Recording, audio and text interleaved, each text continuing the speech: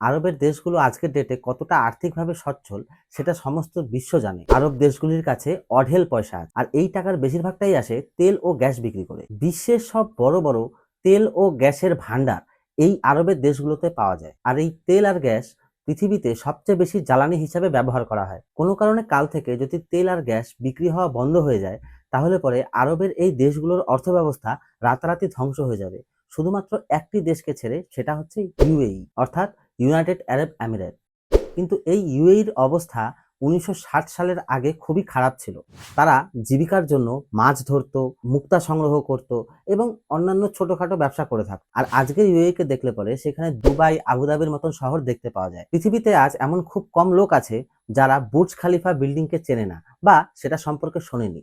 আর সেই বুর্জ খালিফাও এই ইউএইর দুবাই শহরেই আছে। তো ইউএই এমন কি পদক্ষেপ নিল যা তাকে আরবের বাকি দেশগুলোর থেকে আলাদা করে এবং আজকে একটা এমন পজিশনে এনে দাঁড় করিয়ে দিয়েছে যেখান থেকে ইউএই সমস্ত বিশ্বকে ডমিনেট করার মতন ক্ষমতা রাখে। আর মোস্ট ইম্পর্টেন্ট, ভারতের সেই দেশের থেকে কি শেখার আছে। দেখুন, ১৯৬০ সালে আরব দেশগুলিতে তেল ও গ্যাসের ভান্ডার খুঁজে পাওয়া যায়, কিন্তু তখনও ইউএই কোনো আলাদা দেশ ছিল না। সে সময় ব্রিটিশরা এই আরবের দেশগুলোকে রুল করত। কিন্তু ১৯৭১ সালে আরবের ৭টি বড় বড় শহর, যাদেরকে আমিরাত বলা হতো, তারা একত্রিত হয়ে এই ইউনাইটেড আরব আমিরাত দেশটি প্রতিষ্ঠা করে। স্বাধীনতার আগে পর্যন্ত ইউএই তার তেল বিক্রির বেশিরভাগ টাকাই পেত না, কিন্তু ১৯৭১ সালে স্বাধীন হওয়ার পরে ইউএইর ভাগ্য পরিবর্তন হয়ে যায়, কারণ তখন তেলের সমস্ত টাকাটাই তাদের কাছে আসতে থাকে এবং এদেশের অর্থব্যবস্থা চেঞ্জ হয়ে যায়। এই স্টেজে আরবের বাকি দেশগুলো, যেমন সৌদি আরব,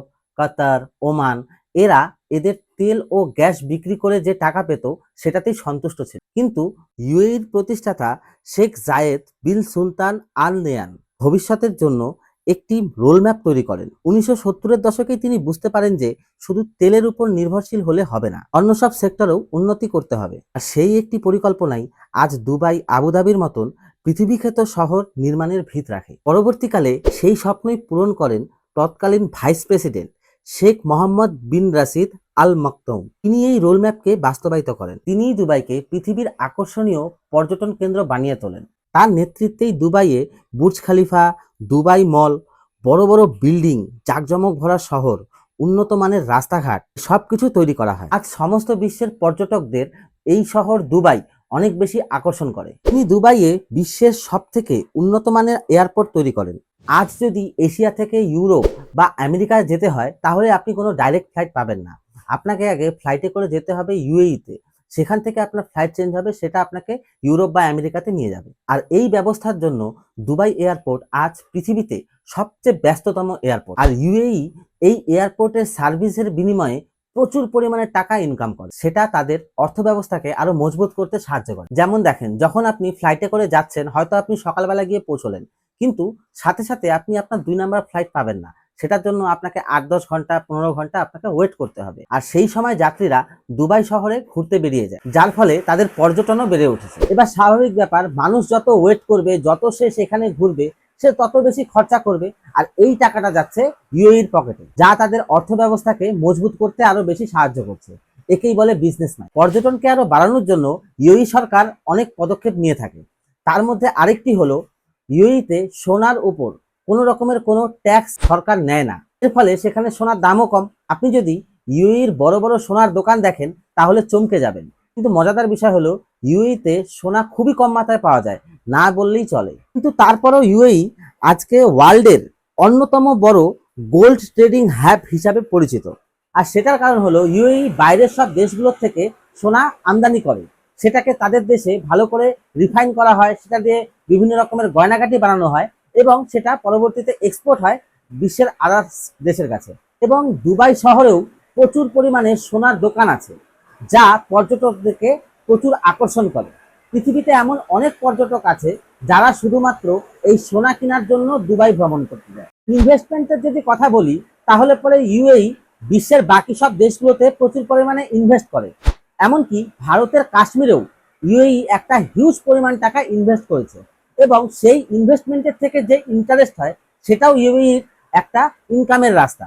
দেখুন, পৃথিবীর প্রায় সব দেশই একে অপরের দেশে ইনভেস্ট করে থাকে, কিন্তু ইউএই এই ইনভেস্টমেন্টটা তখন থেকে করে যখন আরবের বাকি দেশগুলো তাদের তেল ও গ্যাস বেচার টাকা পেয়েই অনেক বেশি খুশি ছিল, তারা নতুন কোনো চিন্তা ভাবনা করেইনি। আরবের বাকি দেশগুলো এই ডাইভার্সিফিকেশন বুঝতে অনেক বেশি দেরি হয়ে গেছে। এখন যখন দুনিয়া রিনিউয়েবল এনার্জির দিকে যাচ্ছে, আপনি দেখুন বাইক হোক, ফোর হুইলার হোক, স্কুটি হোক, এখন সবাই ইলেকট্রিকের দিকে আস্তে আস্তে যাচ্ছে। গ্যাসের কথা যদি বলা যায় তাহলে বড় বড় ইন্ডাস্ট্রিরা যারা গ্যাসকে জ্বালানি হিসাবে ব্যবহার করে তারাও এখন ইলেকট্রিকের দিকে দেখছে।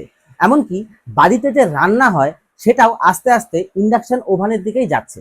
আর এসব দেখেই আরব কান্ট্রিগুলো এখন বুঝতে পারছে যে যদি কোনো কারণে এই তেল বা গ্যাসের প্রয়োজন মানুষের কম হয়ে যায় তাহলে পরে এদের ইনকামের যে মেন সোর্স সেটাই বন্ধ হয়ে যাবে। এখন দেখবেন আরবের বাকি দেশগুলো এই ট্যুরিজমকে প্রমোট করছে। যেমন সৌদি আরব টার্গেট রেখেছে 2030-এর মধ্যে সে স্মার্ট সিটি বানাবে, যেটা পৃথিবীর এখন পর্যন্ত সবচেয়ে উন্নততম সিটি হবে, আর যা পর্যটকদের আকর্ষণ কাটবে। ইউএইকে এই জন্য হ্যাটস অফ যে তাদের প্রতিবেশী দেশগুলো যেই জিনিসটা এখন বুঝতে পারছে, তারা এখন ডাইভার্সিফিকেশনের দিকে যাচ্ছে, কিন্তু ইউএই এই কাজটি 50 বছর আগের থেকেই করে এসছে, আর সেটা অনেক বড় ব্যাপার। এখন এই দেশের ইতিহাস দেখলে শেখা যায় যে যদি কোনো দেশ তার উদ্দেশ্য স্থির রাখে এবং সেটা ফুলফিল করার জন্য প্রচুর পরিমাণে এফোর্টস দেয় তাহলে পরে এই পৃথিবীতে কেউ আটকাতে পারবে না। এমনকি ইউএই অ্যানাউন্স করেছে যে 2050-এর মধ্যে তারা তেল বিক্রি করা পুরোপুরিভাবে বন্ধ করে দেবে।